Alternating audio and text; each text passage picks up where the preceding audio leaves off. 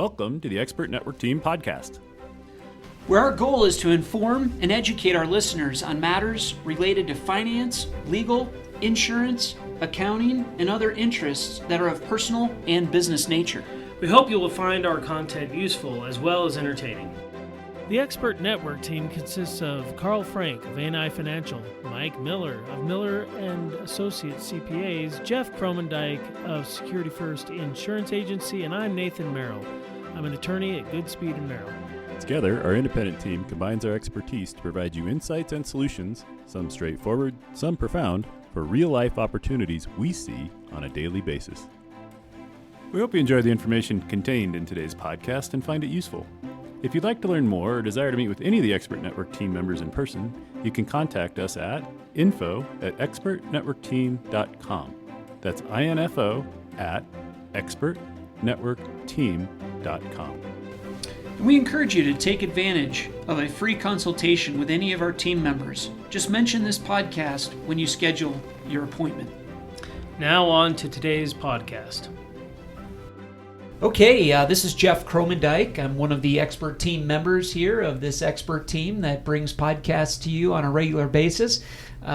This is a little bit of a topic that is near and dear to my heart. I have been in the insurance industry for over 26 years, and when it comes to managing risk, that includes all kinds of risk. And today, in succession of a podcast that we did just prior to this, we have Karan joining us again to talk specifically about data protection and best practices around this new world that we're living in, working from home and things like that. And Karan Safran is with us again from Goodspeed Merrill. Nate is not with us today. He's out in Utah doing what he does out there, having a fun time. And we want to just welcome you back to part 2, Karan, of this all-important topic of protecting your business while working remotely. So for you business owners out there, be sure to tune in, as well as those of you that might work for a company that has now sent you home to work from your home office. And that's many of us. That's most of us. And so what a great topic.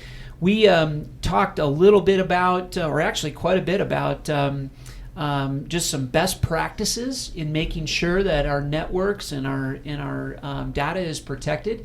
And I wanted to kind of shift gears in this one, Karl, to just have some fun with this and become more familiar with some of these terms, these fun terms that are out there. I'm going to let Karan introduce them, but Karl, do you know what phishing is? Oh my gosh, Okay. I love to do it. I'm a really bad fly fisher. Yeah, that's not the one I'm talking about. It's but different from that? It is different than that. I've got a lot to You know learn. what? I think we better turn it right over to Karan at this point in time. Please. But let's have fun. Some What? examples maybe that you've come across, and bring us up to speed with these definitions of these new words. All right. Well, I'm great to be back. I really appreciate coming in and talking to you guys. It's been a lot of fun last time. So phishing is phishing, not with the rod and reel, but it's a similar concept. But when I see fish spelled that way, I think of the Vermont Jam Band. Yeah. So, Right. Is that so the this origin? is Awesome. I probably having seen fish. No, no. But it's more like the real fishing, where you are casting out there to see who bites and gives you their information. So you're going after the fisher people are going after their targets by scam emails, phone, text messages, and they're just trying to see what they can get. So there's just general phishing, which think of it like throwing a huge net and then just reeling in whatever comes in. Then there is something called spear phishing. And with spear phishing, it's a little bit more of a targeted attack. So they may be going after particular companies or particular types of people. Their messages may look like they're coming from trusted sources, something like your bank or PayPal or LinkedIn. If they're really clever, they make them look like they're coming from within the house. I mean, it looks like it's coming from within your company. And then the last, and you're right, Jeff, I mean, there's really fun names for something that's really not that fun. It's called whaling. Wow. And when you're whaling, you're going after a CEO. And that would be a very sophisticated, targeted type attack. In doing research on these types of attacks, and I kind of solicited some anecdotes. And I was told a story of a whaling attack where it was an individual who was involved in a high asset purchase. And the bad guys were actually able to get in, masquerade like the seller of what was being purchased, and trick the purchaser into wiring a whole lot of money to the wrong account. Mm-hmm. And that's how you go whaling. Oh my gosh, I had that happen to one of our clients. It's a terrible story. It's it's exactly what you just said. Apparently it happens more than once. I'll have to let him know that he's not alone. But he was buying equipment for what he sells. So he buys and sells four-wheeled vehicles, and he always bought it at the beginning of the month. And so somebody hacked into his account and figured out that that's when he buys things. So that day set up a fake website with one letter different and sent him the email that he always used to get, and he clicked on the wrong website and sent this huge, like $500,000 purchase order to the wrong company, and it disappeared. Completely disappeared. But the strange thing about this was he immediately realized it, right? Because he was like, it's too late. So he called the cops right away, he called his bank right away, he said, no, the money left already, and they found like 65 grand of it in Houston.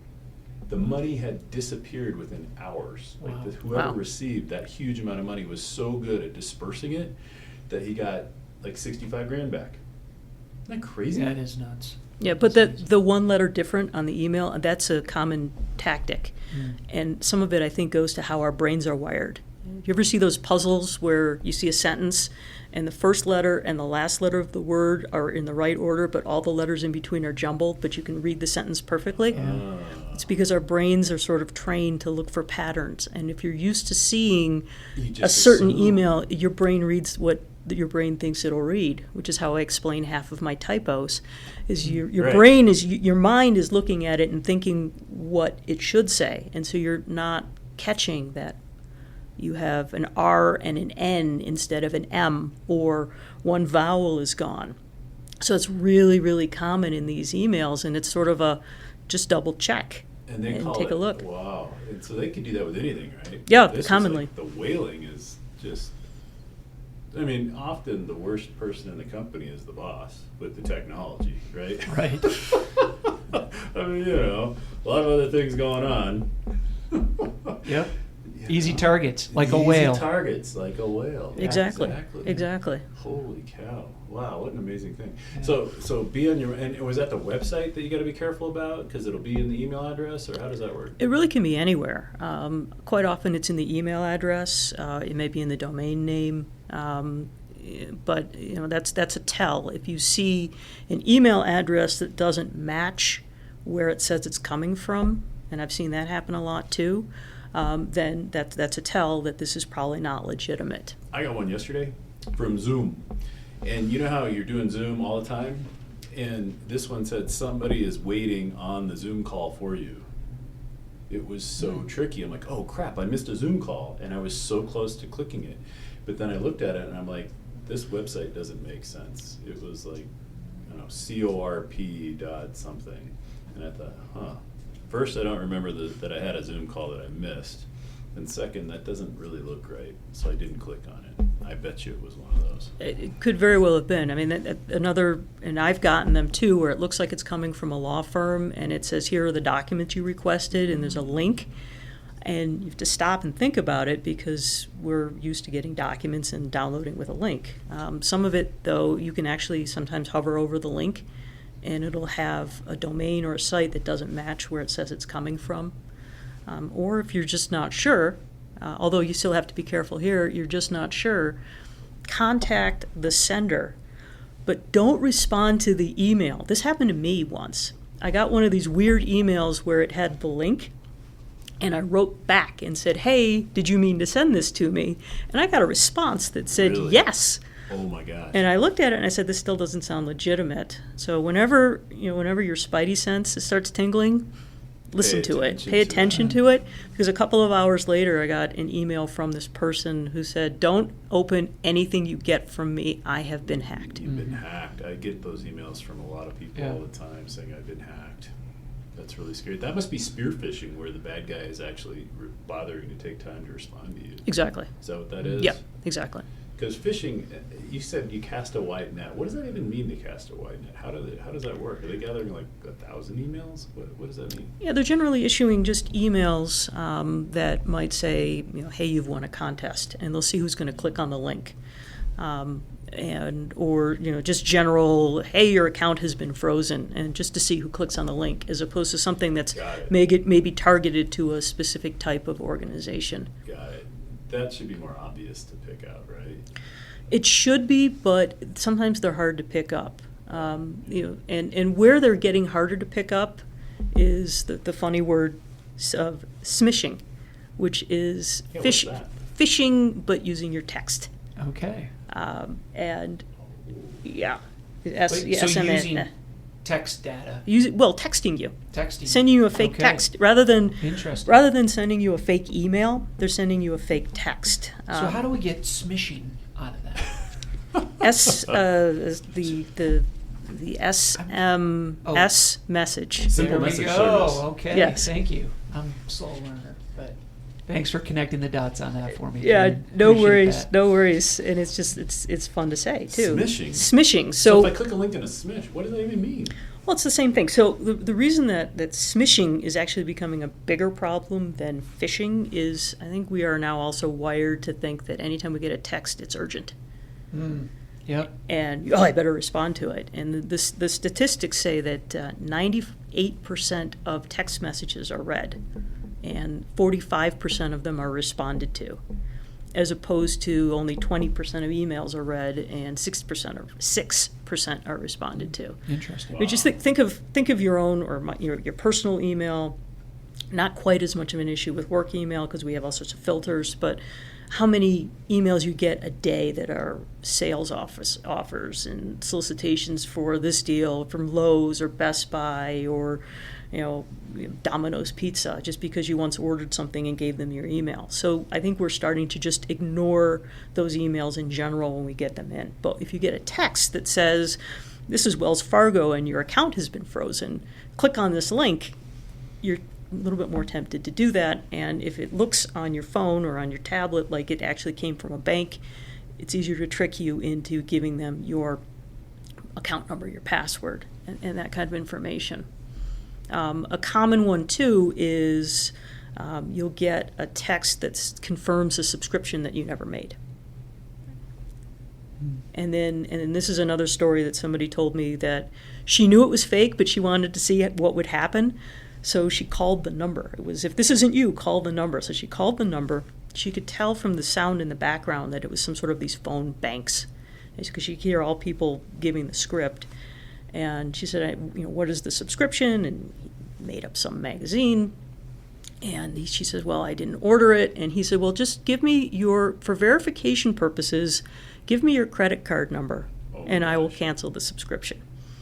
Wow. And she knew enough, because she knew it was a scam, to say, well, tell me what credit card that you charged. And he, of course, couldn't do it. But what she told me is that she could hear in the background all these other operators having the same conversation with other people. And all she could think was, how many people are falling for this? Horror story. Where are these companies or these groups? I mean, are they here in the United States, or are they foreign countries? How come we can't crack down on this or locate these things? I think they're everywhere. Really? They're everywhere, and because they're very mobile. You crack down one, and then they just can set up shop somewhere else. Wow. No good, man. Interesting. So I've got some follow-up questions to these, but I think there's another word out there. Vishing. What's this? Vishing. Vishing. All right. What is vishing? I have no idea. Do you have any idea? Boy, you're on the edge of vishing. Okay, the tension is mounting. I'm speechless. I had no idea. Voicemail phishing. Okay. And I think a lot of people are getting wise to it. We get these automated phone calls that are computer-generated Robocalls. voice. A robocall The worst. that tells you that this is the IRS and your Social Security number has been frozen, and you're going to be arrested. Man, the one I get now is auto insurance or auto warranty insurance. Yes, Oh. daily. I hate that. That's from our company. Ah. Yeah, it's a real thing. your If fault. you would just respond. No. You got my credit card company. I don't need to give it to the robocaller. So you get those, and then sometimes they'll be sophisticated enough where they are calling and, again, masquerading like they're calling from your bank and want you to give information to verify your account. Your bank should not be calling you. Right. So what are they? So they're just trying to get you to call back. That's the phishing thing. There's some sort of robot out there that's dialing all these numbers that they got from somewhere. Yeah, or if you answer and, don't hang up immediately once you realize it's a robot, or you push one to get somebody because you really don't know, or you're curious about this auto insurance vehicle protection plan. Right. It's the warranty. Your Right. warranty's about to expire. Buy insurance to extend it, or whatever the scam is. I Right. didn't get that far into it. Right. I mean, there's always people, unfortunately, who are curious or actually fall for it. They prey on the elderly. They do. It's the worst. No. So, people they think it's legitimate. They got a phone call. And they'll take the call.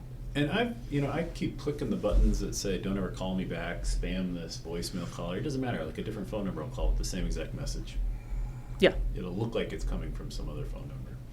So I block that one, block the next one. What a nightmare. It's just the world we're living in. And you got to have this technology. You can't not have it. You got to have the cell phone. Yeah. You got to have the voicemail. You got to have the texting. You got to have the email. Yeah, and I think some of it is generational too. Older generation is probably going to be more apt to answer the phone. Right. And then as you go a little bit younger, or just a little bit more tech savvy, you get away from emailing as your main mode of communication, but then you get caught in the texting. So Right. between those three, they're doing pretty good business. And Yeah. those vulnerabilities are there. So are there any other scams out there that maybe don't have names or fun names like we were just talking about, but what else are you aware of that is going on that our listeners would benefit from? Well, some of the scams are things that just sort of seem too good to be true.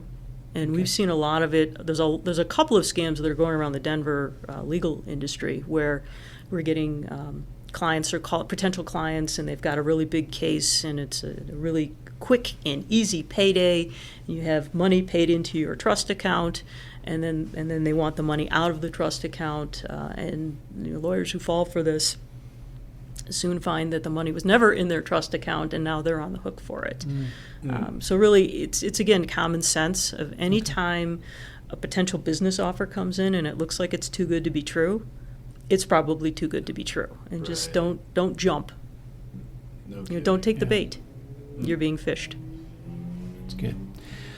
Okay, so I want to just shift a little bit from these things, and we've all had them. We've all experienced them, even just yesterday, right, Karl? And I think yeah. I had one a couple of days ago. What can we do as, I wouldn't say we're victims at this point in time, but what's the best response to this? Like, if I get this email, is there a place I can report it, or should I send a response, or what should be done? I mean, there's always report to the IRS, report to the police, there are report to the FBI, depending on the nature of it. But that's sort of like you're reactive to it. And really the best thing that you can do is train yourself, train your employees so that you recognize it when it comes in and you're not falling victim to it. I mean, no system is foolproof. I mean, there is some software out there that can detect when these look like spam attacks, usually in your spam defenders or those overlays. But really, it's just a matter of educating yourself, training your employees. If you're in a large business, I would recommend maybe having one person being the point person of handling the training, and so that you're not having everybody running all over the place. And there's things you can do, like limiting the number of people who have access to sensitive information. So if you are hacked, or if you do get these emails, if you only have 1 or 2 people who have the ability to transfer funds, maybe they'll hit somebody at your business, but they won't get the person that has that ability. You can put in like 2-step verification systems, and just kind of, just do what you can to stay ahead of the game. There are some programs out there that you can find, some training programs online, and unfortunately the name of one of them is escaping me at the moment. But there are training programs that you can run, simulations that you can run, but you just have to kind of be a little bit careful so that you're not being like the Chicago Tribune and creating a public relations nightmare by falsely promising your employees that they're getting raises when in fact you're testing to see if they take the bait for phishing. Oops, that was too good of a fake. Yeah, and that just recently happened, correct? Yeah. Okay. And that falls into the too good to be true, but unfortunately, you don't expect your employer to be lying to you when they're telling you that they're giving you a raise. Right. Yeah, a little bit of a They put conflict there. the neighborhood that I live in, the police office department put in a set of red light cameras, and so I run through a red light camera, right? No way. Can you believe it? Uh-uh. And I get an email that says, click here to pay your fine. And I said, well, did I really run through the red light camera, or did I not run through the red light camera? But it turned out to be one of these phishing scams, right? I'm so glad I didn't do it. Yeah. And apparently these scammers can figure out when the neighborhoods put in these new red light cameras, and they target everybody in the hood. It's crazy, man. It's nuts. But the city that I live in isn't going to email everybody in the city. So how would they even know my email address? Well, moral of the story, Karl, I mean, to put the responsibility back on you is don't run a red light. Be a better driver? Yeah, exactly. Is that what you're saying? That's what I'm saying. Yeah. So glad that Yeah. got Jeff to keep me as my moral compass, because I would Right. stray from these Exactly. navigational buoys. That's right. Just remember the rules of the road. As green means go, Yeah. red means stop, and yellow means go very fast. Fast. That's what I thought that was the rule. So, Karan, on just talking a little bit about, from a business owner's perspective, and what the Chicago Tribune did was, they had good intentions, right? I mean, they were trying to keep their data secure and so on and so forth, and just, trying to train their employees and so on. We get that, we understand that, but the way they went about it wasn't great. Would you suggest that for small business owners? And how would we go about doing that? Are there companies out there that do it for us? There are companies. There's information out on the web. There's training sources, and I would do more of a training module or watching videos rather than just let's send a phishing email to the employees and see who we can't trust. It's probably not good for company morale. Might not be good for company morale at all. What about what they call a penetration test? What is that, and should we be paying for that? So here's what our IT guy thinks. Our IT guy thinks that there's so many people trying to hack into our website because we manage money, right? We're an investment management firm. Now, we're not huge like these ones that advertise on TV, but he thinks we should pay a third party to try and hack our website and get into our client accounts. And so that is not a cheap thing to do. Have you heard of that, Jeff? I have. We've never considered it, but we've been approached by tech companies that to do that. And we get cyber insurance through your company, through one of the companies you work with. And I think in the policy, I don't know if I get a discount, but maybe that would help me make up for the cost of that.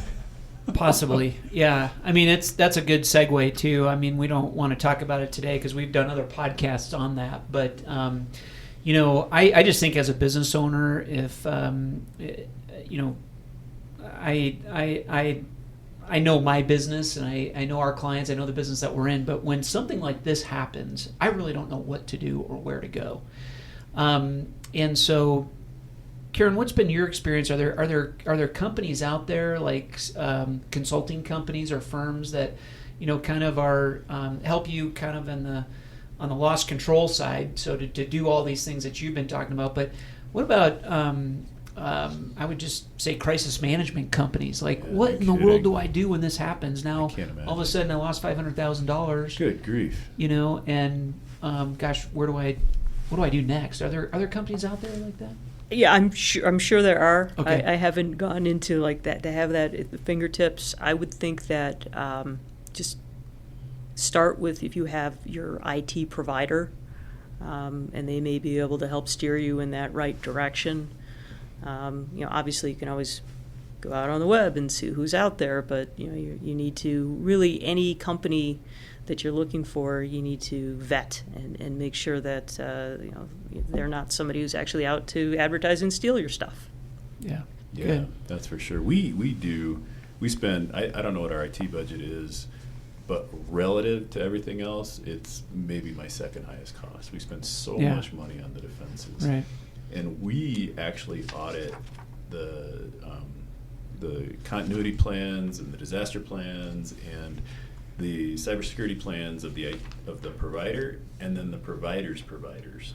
Like, we go 2 layers deep, and some people think you need to go even 3 or 4. Wow. Right? Because if one of those companies is hacked, then they could hack the company that's helping us and then hack us. It's terrifying. Yeah, it is. Well, just a quick plug potentially in closing here.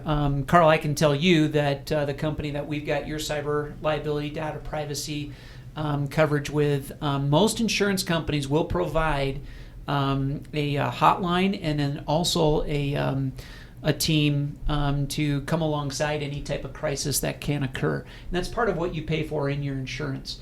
In fact, we've done that we've had several claims filed here just in the last 12 months where these insurance companies actually just get right involved. They hire attorneys, they hire investigation and forensic companies to figure out exactly what happened, what was lost, how we can recoup it, or what we need to do to go from there. So more on that in a future podcast potentially, what our responsibility is once we feel like we have breached information or been victims. Well, that's a huge of topic. something I'd like love that. to learn that, and I'm sure our listeners would too. Yeah, Great absolutely. idea. Well, do you have any closing words for us, Karen? We want to give you the last shot here, and I want to just tell our listeners that Karen actually has full-time work outside of this particular topic.